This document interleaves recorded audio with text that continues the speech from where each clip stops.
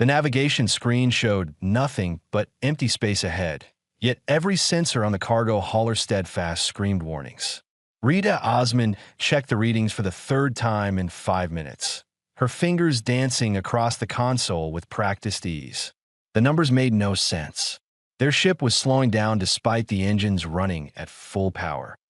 "Something's pulling us," Danny Reeves called from the engine room through the comm system. "I've got all thrusters firing forward, but we're still drifting backward."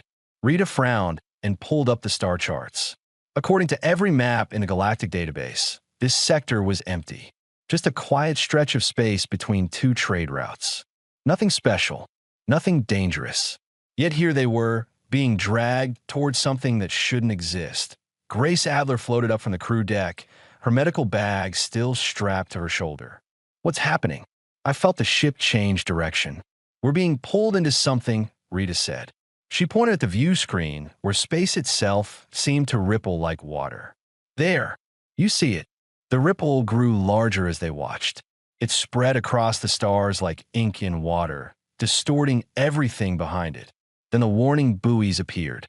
Dozens of them, ancient and battered, drifting in a wide circle around the anomaly. Their broadcasts activated one by one, filling every communication channel with warnings in languages Rita had never heard. "What are they saying?" Grace asked. The ship's computer began translating. The words appeared on every screen, in every language the steadfast systems could recognize. "Death waits beyond. Turn back while you can. No ship returns from the threshold." The warnings repeated in 47 different languages, some of them marked as extinct in the database. "How old are these buoys?" Danny asked over the comm. Rita checked the analysis. "At least 200,000 years. Maybe older. And they're still working?" "Apparently." Rita pulled up the galactic records, searching for any information about this sector. What she found made her stomach tighten. The Forbidden Zone. She had heard stories about it during her training, the kind of stories experienced pilots told to scare newcomers. A region of space where ships vanished without a trace, where reality itself broke down. Every major civilization in the galaxy had lost expeditions here. None had ever come back. The gravitational pull grew stronger. The steadfast engines whined as they fought against the invisible force. Danny appeared on the bridge, his face grim. "We can't break free. Whatever's pulling us is too strong. We can either keep fighting until the engines burn out, or we can save our power and see where this takes us." Rita looked at her crew. Grace, who had joined them fresh out of medical school looking for adventure. Danny, who could fix anything with enough time and spare parts. The others were waiting in the crew deck, trusting her to make the right choice. She had brought them out here on what was supposed to be a simple cargo run. Now, they were being pulled into the most dangerous place in known space. "We vote," Rita said. "Everyone gets a say. Do we burn out our engines trying to escape, or do we accept where we're going and prepare for it?" The vote took less than a minute. All 6 crew members chose to conserve power and face whatever lay ahead. Rita felt a mix of pride and terror at their courage. "All right," she said. "Danny, shut down the engines, but keep emergency power ready. Grace, prepare the medical bay for anything. Everyone else, secure all cargo and equipment. If we're going into the Forbidden Zone, we go in ready." As the engines powered down, the ship began moving faster toward the rippling wall of distorted space. Rita activated the emergency beacon and recorded a message explaining their situation. She launched it on a trajectory back toward the nearest trade route. If they didn't make it out, at least someone would know what happened to them. The boundary of the Forbidden Zone filled the entire view screen now. Up close, it looked like a wall of shifting colors that shouldn't exist together. Purple mixed with sounds. Green tasted like metal. Rita's eyes hurt trying to focus on it. Crossing the threshold in 30 seconds, Danny announced. The crew gathered on the bridge, strapping themselves into seats. Rita's hands gripped the armrests of her chair. She had spent 15 years in space, hauling cargo from one end of the galaxy to the other. She had survived engine failures, pirate attacks, and a near collision with an asteroid. But nothing had prepared her for this. 10 seconds. The wall of impossible colors rushed toward them. 5 seconds. Rita closed her eyes, then forced them open. If this was the end, she wanted to see it coming. Crossing now, the steadfast passed through the boundary, and everything changed. The stars vanished. The normal black of space disappeared. They found themselves surrounded by absolute darkness, so complete that Rita couldn't even see her own hands. Then lights began appearing in the distance. Not stars. These were too large, too bright, too wrong. They moved in patterns that hurt to watch, spiraling in directions that shouldn't exist. "Sensors are going crazy," Danny said, his voice shaking. "They're detecting radiation levels that should have killed us instantly, but the ship's interior is perfectly safe." Temperature readings show we're simultaneously freezing and burning. Time is flowing in 3 different directions. "That's impossible," Grace whispered. "Everything here is impossible," Rita said. She stared at the view screen, at the lights dancing in the void. Then she saw it. A structure in the distance, impossibly massive.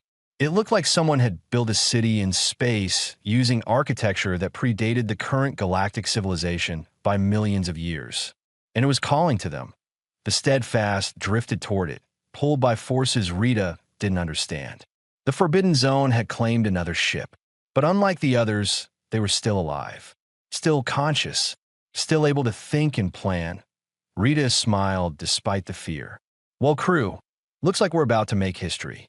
Let's find out what's been waiting here for 200,000 years." The ancient structure grew larger with each passing minute, filling the view screen until nothing else existed. Up close, Rita could see details that made her head spin. The architecture followed rules that contradicted themselves. Walls curved inward and outward simultaneously. Towers extended in directions that geometry said were impossible. Yet somehow it all held together, functioning as if the laws of physics were merely suggestions. Danny checked the sensors again, then rechecked them, convinced the readings were broken. According to this, the structure has no gravitational field. It's not orbiting anything. It's just floating here in empty space with nothing to anchor it. "How is that possible?" Grace asked. "It's not. But here it is anyway." The Steadfast drifted closer, and massive docking arms extended from the structure's surface. They moved with mechanical precision, ancient yet perfectly maintained. The arms guided the ship toward a hangar entrance that opened like a flower blooming. Rita didn't touch the controls. Their ship was no longer under their command. "Should we be worried?" Grace asked. "We crossed into the Forbidden Zone," Rita said. "Being worried is probably reasonable." The hangar swallowed them whole. Lights activated along the walls, revealing a space large enough to hold 100 ships the size of the Steadfast. But theirs was the only vessel present. The docking arms secured their ship with a gentle precision that spoke of technology far beyond anything the current galaxy could produce. The exterior sensors detected an atmosphere flooding the hangar. Danny analyzed it and went pale. "It's mostly methane. We can't breathe that. We'll need suits." Rita stood and headed for the equipment locker. The rest of the crew followed, each pulling on an environmental suit. They met at the airlock, checking each other's seals. Rita opened the outer door, expecting to step in a poisonous gas. Instead, she breathed fresh air. "What in the galaxy?" Danny pulled off his helmet, ignoring Grace's protests. He took a deep breath and smiled. "It's fine.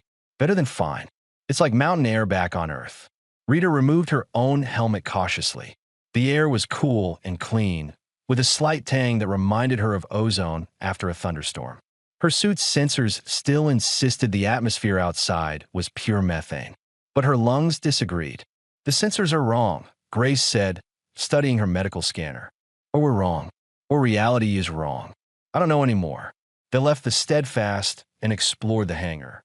Holographic displays activated as they walked, showing images and text in languages none of them recognized. The station seemed to sense their presence, adjusting itself to accommodate them. Doors opened before they reached them. Gravity shifted to match what their bodies expected. "It's adapting to us," Rita realized. "This whole place is alive somehow, or at least intelligent enough to respond to visitors." They found a corridor that led deeper into the structure. The walls were covered in symbols that hurt to look at directly. But when Rita glanced at them from the corner of her eye, They almost made sense. Like trying to remember a dream after waking. The corridor opened into a vast chamber filled with holographic projectors.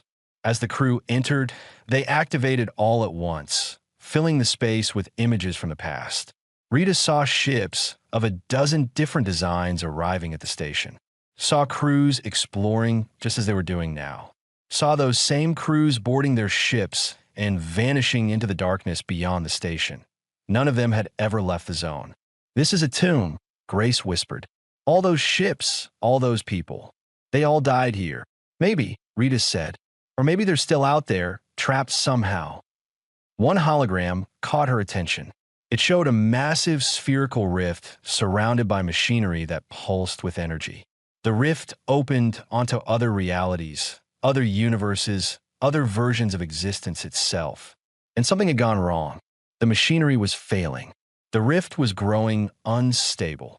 "The zone exists because of that," Danny said, pointing at the unstable rift. "It's leaking reality distortion into normal space. That's why everything here is impossible." Another hologram activated, showing a species Rita didn't recognize. They were tall and slender, with too many joints in their limbs and eyes that reflected light in ways that suggested they could see more than visible spectrum. The architects, according to the text that appeared below the image, these beings had created the station. They had built the rift as an experiment, trying to understand the fundamental nature of consciousness and reality. They wanted to know if thought could influence matter, if belief could reshape existence, if consciousness was fundamental to the universe or just an emergent property of complex systems. Their experiment had answered those questions. Yes, thought could influence matter. Yes, belief could reshape existence. And yes, that was incredibly dangerous. The rift had grown beyond their control. It began creating zones where reality responded to thoughts and expectations, where the line between observer and observed blurred and vanished. The architects had built the station as a containment facility, then vanished into dimensions beyond normal space, leaving their creation behind as both warning and opportunity. A new hologram appeared, different from the others. It showed a central intelligence, an artificial mind built to maintain the station and study any species brave or foolish enough to enter the zone. That intelligence was still active, still watching, still waiting, and it was analyzing the humans right now. Rita felt the attention focus on her crew. Invisible sensors scanned their biology, their neurochemistry, their patterns of thought. She stood still, letting it study them. Fighting would accomplish nothing. Either this ancient intelligence would help them, or it would add them to its collection of failed expeditions. The hologram shifted, showing complex data streams that Rita couldn't understand. But the conclusion was clear enough.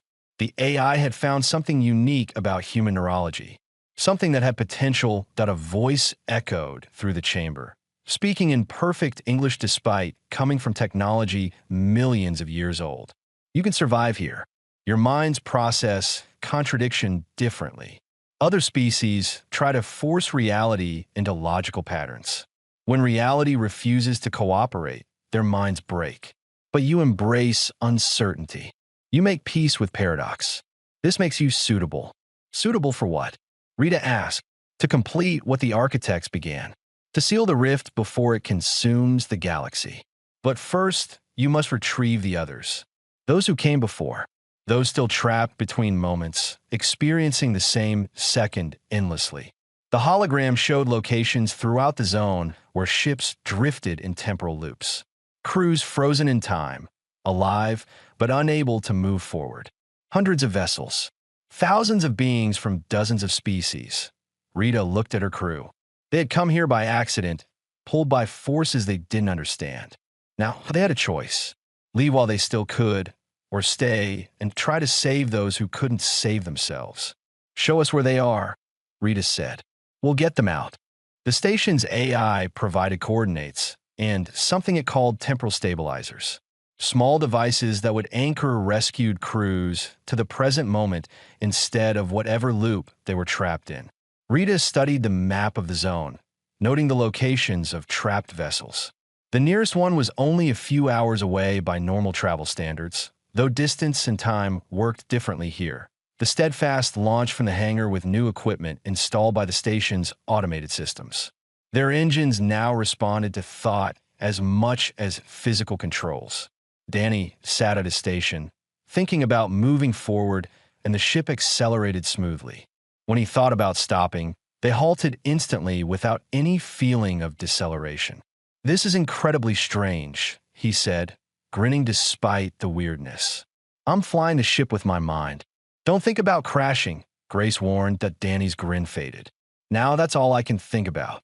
Rita took manual control before Danny's anxiety could influence the engines. Flying by thought seemed useful until emotions got involved. She guided them toward the first set of coordinates, watching the darkness outside shift and flow like liquid. Stars appeared and vanished. Lights that weren't stars danced in patterns that suggested intelligence. The wreckage appeared suddenly, materializing out of nothing. A massive battlecruiser from the Dralix Confederation hung suspended in space, caught in the middle of an explosion that never finished. Flames stretched outward from breached hull sections, frozen in time. Debris floated motionless around the dying ship. "Life signs," Grace reported, her voice shaking. "Multiple. They're alive in there." Rita brought the Steadfast alongside the battlecruiser, searching for an intact airlock. She found one on the port side and carefully docked. The connection sealed with a hiss of equalizing pressure. Danny checked the seals twice before Rita opened the inner door. The battlecruiser's interior was chaos frozen in crystal clarity. Crew members hung suspended mid-stride, running from the explosion that had consumed their ship. Their faces showed terror, determination, resignation. Every emotion captured and held forever in a single moment. Rita activated one of the temporal stabilizers and approached the nearest Dralix crew member. The alien was tall and covered in golden scales, with 4 arms and large compound eyes. She pressed the stabilizer against the being's chest and activated it. Time resumed for the Dralix. The crew members stumbled forward, completing the step they had started however long ago. Their eyes widened in confusion as they looked around, seeing Rita and her crew instead of their fellow soldiers. "What happened? Where's the enemy ship?" The Dralix spoke through a translator that barely kept up with their rapid-fire questions. "You're in a temporal loop," Rita explained. "Your ship has been frozen at the moment of its destruction. We're here to get you out." They rescued 17 Dralix from the battlecruiser over the next hour. Each one emerged from their frozen moment confused and disoriented. Grace treated them for shock while Rita gathered information. The battlecruiser had entered the zone 3,000 years ago, attempting to weaponize the reality distortion for military purposes. Their tests had failed catastrophically. One of the rescued Dralix was a scientist named Quilix. She had been studying the zone's properties when the explosion occurred. Now she studied the humans with fascination bordering on obsession. "Your neural patterns are extraordinary," Quilix said, running her scanner over Rita's head without asking permission. "You process contradictory information simultaneously without experiencing cognitive collapse. When I scan myself, I see my brain trying to reconcile the paradox of being both frozen and unfrozen. It's causing stress fractures in my thought processes. But you? Your minds treat it as normal." "How?" Rito shrieked. "We don't know. Maybe because humans evolved dealing with uncertainty. Our planet had unpredictable weather, dangerous predators, and environments that change constantly. We learned to adapt or die. Maybe that's why paradox doesn't break us." Quilix made rapid notes on her datapad. "This changes everything we know about consciousness." The architects believed only species with absolute logical frameworks could survive reality distortion. They were wrong. Flexibility matters more than logic. The station's AI contacted them through the ship's communication system. The boundary of the Forbidden Zone was expanding, slowly but measurably. According to the AI's calculations, the zone would breach its containment in less than 1 standard year.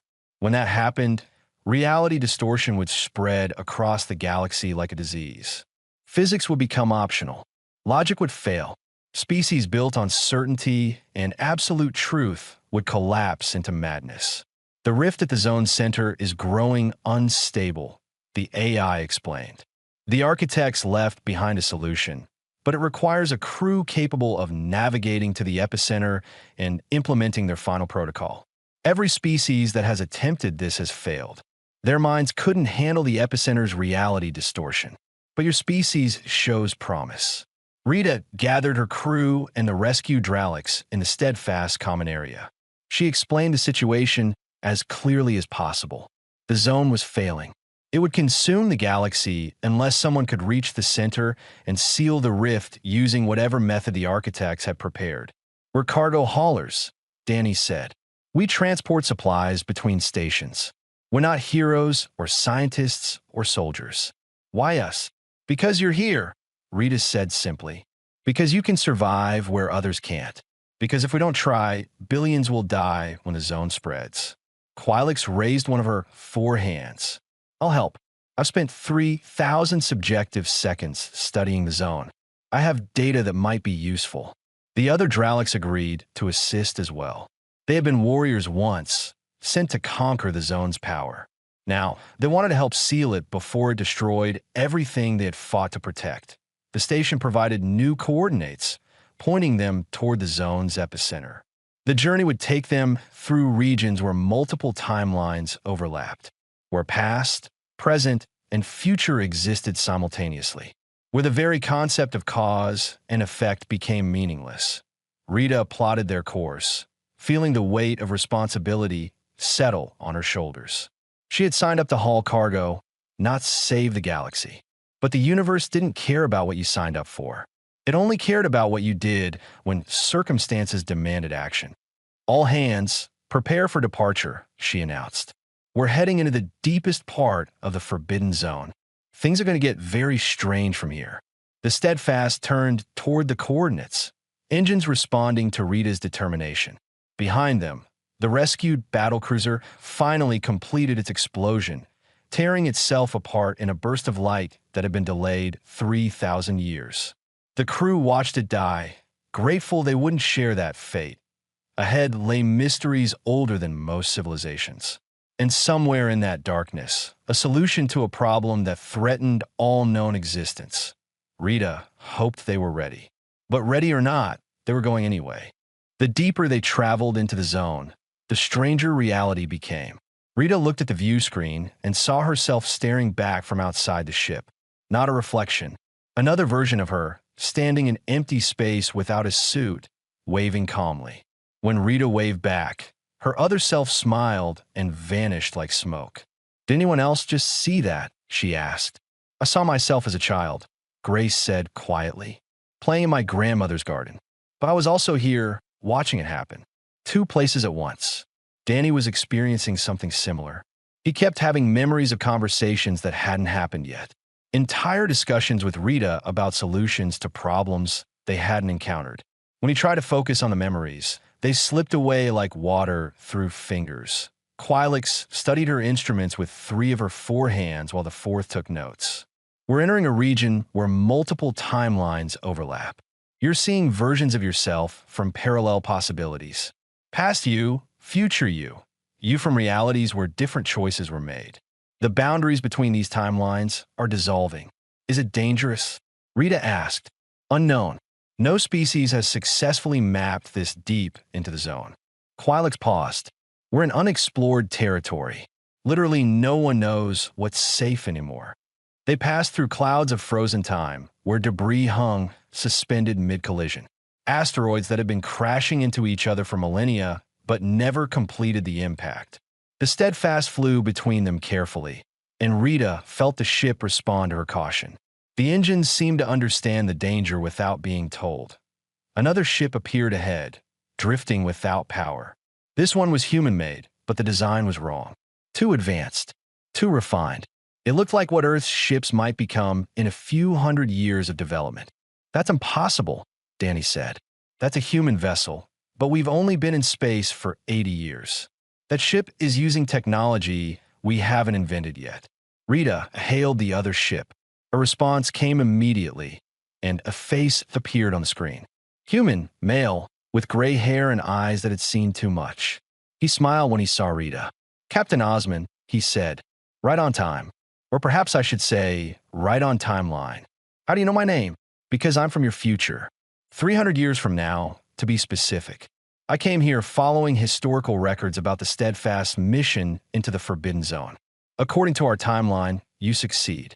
But to succeed, you need information that you won't discover on your own.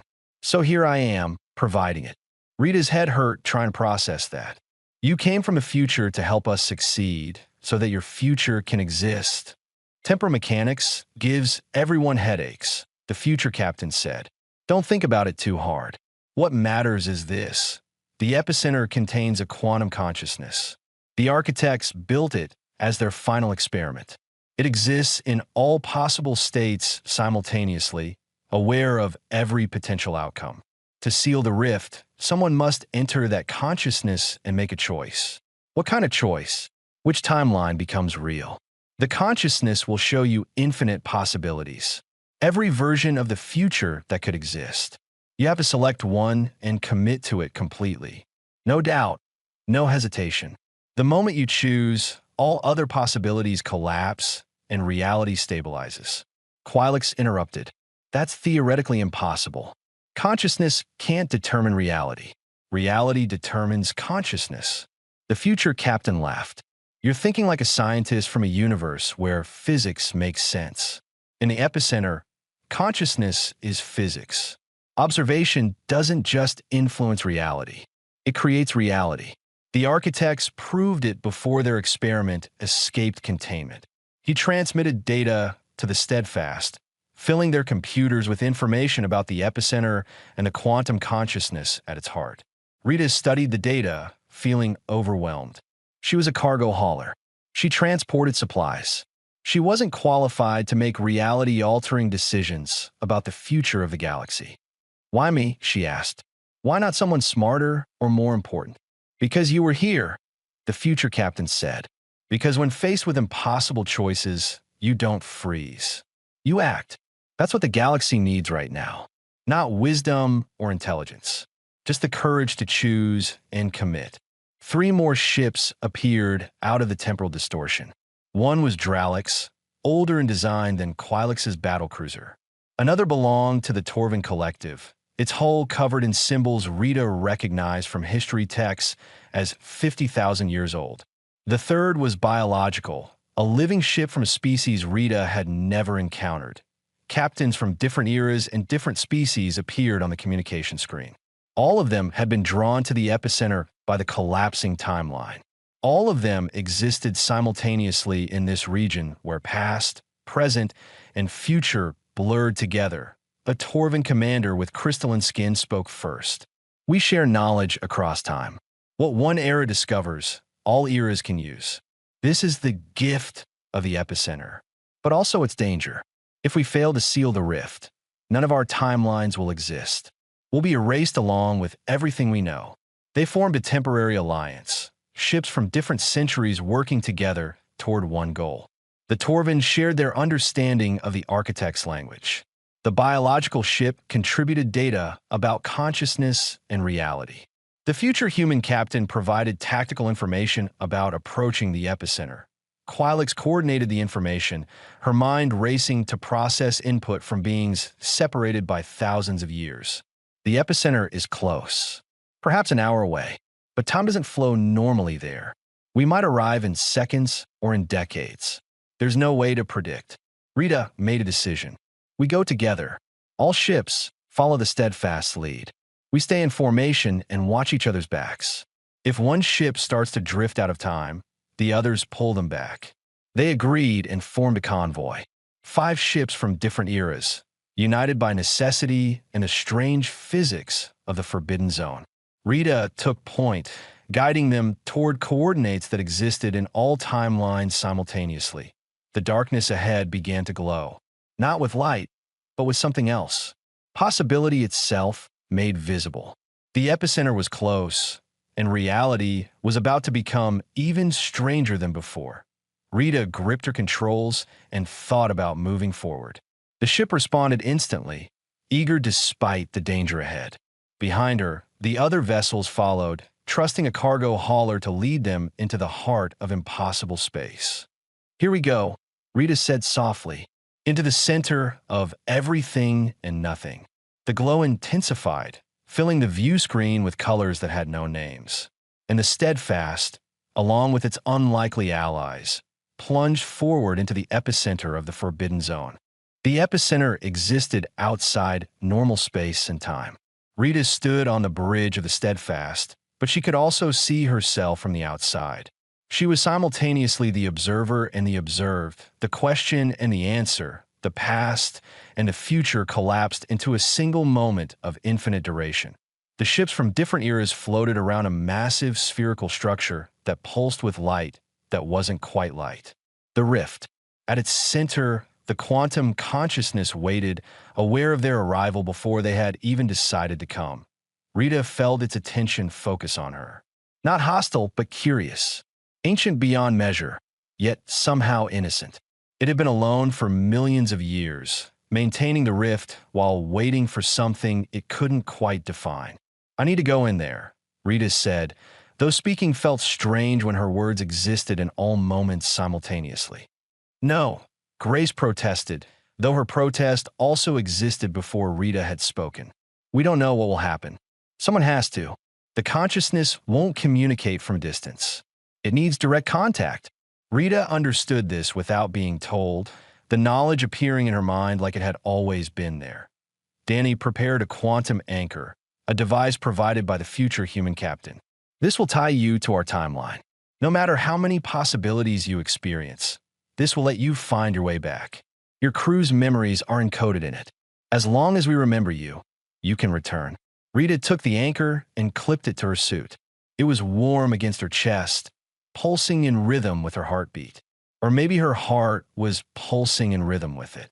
Causality had become negotiable here. She left the Steadfast in a small shuttle, approaching the rift alone. As she drew closer, she began to experience other versions of herself. Rita, who had never left Earth.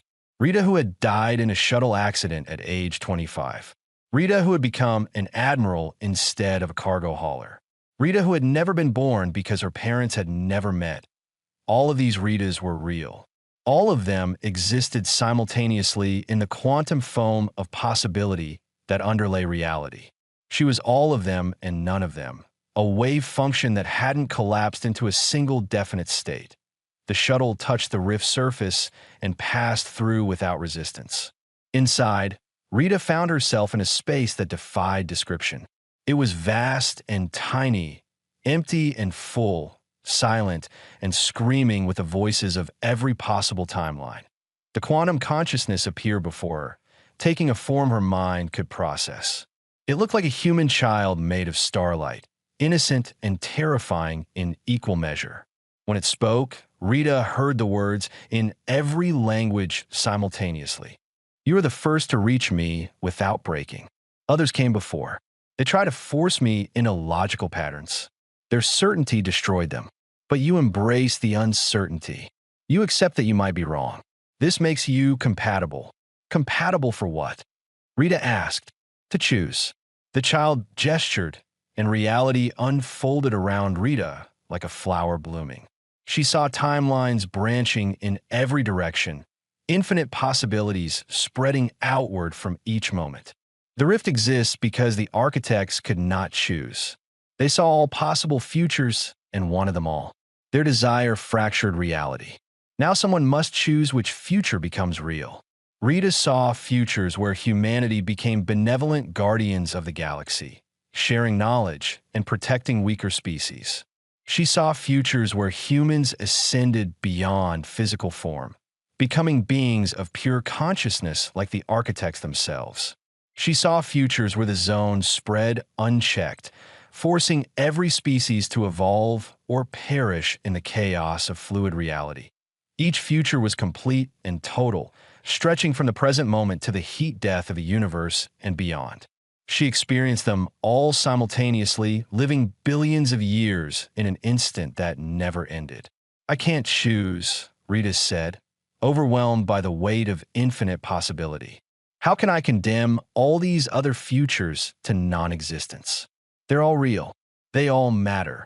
They are all potential. The quantum consciousness corrected. Only one can be actual. This is the nature of reality. Possibility must collapse into certainty for existence to continue. Rita saw her crew in all the timelines. Grace became a renowned researcher in some futures, died young in others, never left Earth in still more. Danny invented technologies that changed civilization or lived quietly as a mechanic or never joined the Steadfast at all. Each version was equally valid, equally real in the space of possibility. Then she understood. The test wasn't about choosing the right timeline. There was no right timeline. The test was about accepting that certainty required sacrifice, that making any choice meant all other choices became impossible. This was what had paralyzed the architects. They had wanted everything, refused to accept that wanting required losing, but Rita was human. Humans evolved, making choices with incomplete information, accepting that every decision closed off other possibilities, living with the knowledge that they might have chosen wrong. This wasn't weakness. It was strength. I choose uncertainty, Rita said. The quantum consciousness tilted its starlight head, confused. You must choose a timeline. No, I choose the right to keep choosing. I choose a future where possibility remains open, where reality is stable enough to survive, but flexible enough to change, where certainty and uncertainty balance each other. Rita felt the truth of it as she spoke. The architects failed because they wanted absolute control. They wanted to determine every outcome. But consciousness isn't about control. It's about the freedom to choose differently tomorrow than you chose today. The rift pulsed, responding to her words.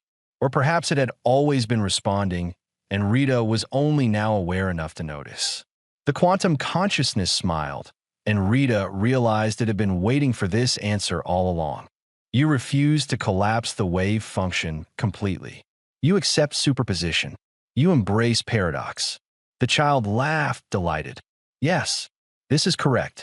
This is what the architects could not understand. Reality is probability, not certainty. It must remain probability to allow growth and change. The rift began to transform. Instead of tearing reality apart, it became something else. A stable bridge between possible futures rather than a wound in existence. It would remain but controlled, contained, accessible only to those who could accept uncertainty without losing themselves. Rita felt herself pulled back toward her timeline, toward the Steadfast and her crew who were desperately hoping she would return. The quantum anchor glowed against her chest, showing her the way home through the infinite variations of herself. As she emerged from the rift, she carried with her an understanding that would change everything. The galaxy didn't need absolute truth. It needed the wisdom to live with uncertainty and the courage to keep choosing anyway. Rita opened her eyes on the bridge of the Steadfast, though she couldn't remember closing them. Grace was holding her steady, checking her vital signs with shaking hands. Danny hovered nearby, relief washing over his face. Around them, the crew worked at their stations, trying to process what they had just witnessed. How long was I gone? Rita asked. 3 minutes, Grace said. Or 3 hours. Or 3 seconds. Time stopped making sense while you were in there. Rita looked at the view screen. The rift was still there, but transformed. Instead of the violent tear in reality they had approached, it now pulsed gently, like a beating heart. Stable. Controlled. The ships from different timelines were beginning to fade, returning to their proper eras now that the epicenter had stabilized. The future human captain's face appeared one last time on the communication screen. You did it. History records that Rita Osman was the first human to successfully navigate the Forbidden Zone and return changed but intact. You become something of a legend in our time. I don't feel legendary, Rita said honestly. I feel confused and tired. That's how most legends start. The future captain smiled. Safe travels, Captain. We'll meet again, from your perspective. From mine, we met long ago. His ship shimmered and vanished, sliding back into the future where it belonged. The Torvin commander's crystalline face showed what might have been approval. Your species shows great promise. We will watch your development with interest. That ship, too, began fading, returning to its era 50,000 years in the past. One by one, the vessels from different times departed, leaving only the Steadfast and Quilix's rescued crew. The Dralix scientist approached Rita with 3 of her scanning devices active. You're different now, Quilix observed. Your neural patterns show quantum entanglement with multiple timeline states. You exist slightly out of phase with normal reality. Rita could feel it. When she looked at objects, she saw them as they were, as they had been, and as they would be. Not clearly enough to predict the future, but enough to sense possibilities.